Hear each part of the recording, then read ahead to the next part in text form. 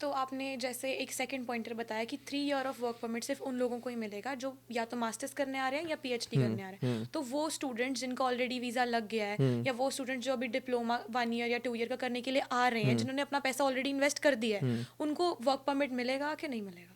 Work permit तो अब जो ये प्राइवेट कॉलेजेस हैं, जो मैंने बताया, जो पब्लिक प्राइवेट का जो नेक्सस चल रहा था, जो वो वाले कॉलेजेस हैं, उनके अंदर जो भी एडमिशन सितंबर के बाद से लेगा 2024, उसको नहीं मिलेगा। ओके, उससे पहले जिसने एडमिशन ले लिया है, दे आर स्टिल हाँ, एलिजिबल। जो पढ़ रहा है, जो ऑलरेडी कनाडा में है, उन कॉलेजेस में, उन कोर्सेज में वो एलिजिबल है।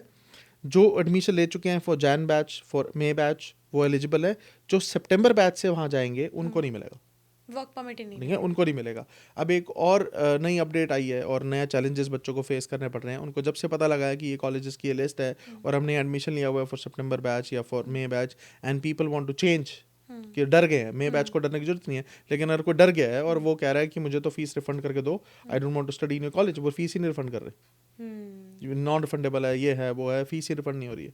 तो और वो जो पैकेज सिस्टम में बच्चे आते थे कि आपको सारी फीस बाद में देनी है, राइट। कि जी हम आपका एडमिशन कराएंगे, ये कराएंगे, वो कराएंगे, आपको स्टडी वीज़ा लगने के बाद देना है, वो वाले कॉलेज भी फीस रिफंड नहीं कर रहे, देयर इज़ नो रिफंड। तो बच्चों का नया चैलेंज शुरू हो गया कि जिसने 15-15, 12-12 लाख रुपए कॉलेजों को दिए हैं, 10-10 लाख रुपए दिए हैं, वो कॉलेज पैसे वापस नहीं कर रहे हैं।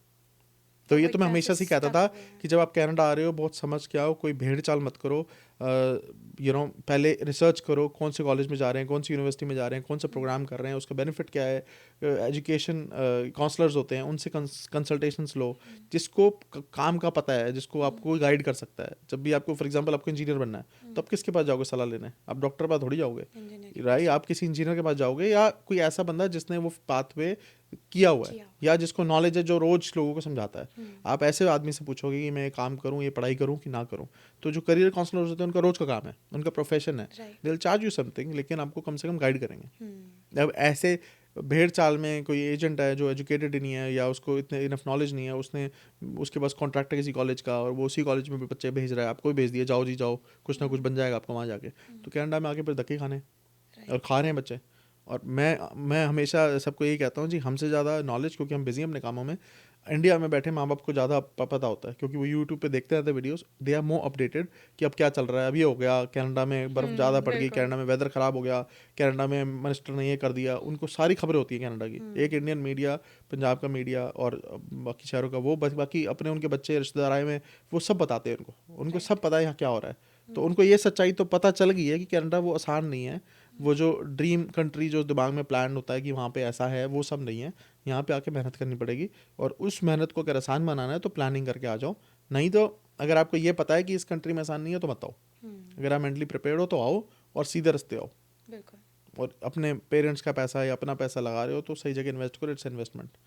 मेजॉरिटी लोगों ने आना है पढ़ने, ये तो साफ साफ है कि उन्होंने वापस नहीं जाना, ठीक है, चाहे पढ़ाई करने आ रहे हैं, जैसे भी आ रहे हैं, वापस नहीं जाना। अगर आपको पता है आपने वापस नहीं जाना है, और आप सिर्फ इन्वेस्ट कर रहे हो, study visa is a pathway कि मेरे को कनाडा की पीआर मिल रही है और मैं इन्वेस्ट कर रहा हूँ ये पैसा, $30,000, $40,000, $50,000, ये मेरी इन्वेस्टमेंट है कि मेरे को कनाडा का स्टडी परमिट मिल जाएगा, फिर वर्क परमिट मिल जाएगा, फिर मेरे को पीआर मिल जाएगी। तो इन्वेस्टमेंट तो सोच समझ के करता है इंसान, तो इन्वेस्टमेंट ठीक ठाक सोच समझ के करो।